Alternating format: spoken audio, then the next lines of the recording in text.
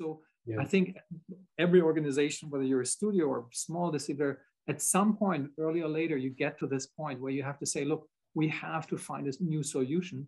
And a lot of the existing software tools, they're just not designed for that. They're structurally, they are software solutions from the 70s, 80s, 90s, 2000s.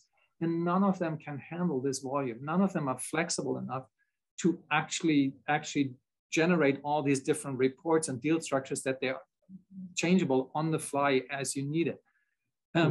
And I think so. I think there's a lot of, I would imagine there's a lot of discussions in a lot of organizations as what is the best way? How do we handle this? And one way is to, of course, Imke's way. Imke is running his own service, and he can say, look, I'm not doing any revenue share deals anymore.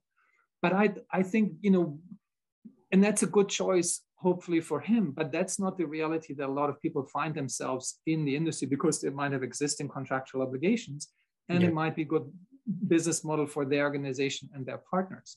And so I think there's an imperative to address this and an urgency, because the volume of data becomes just larger.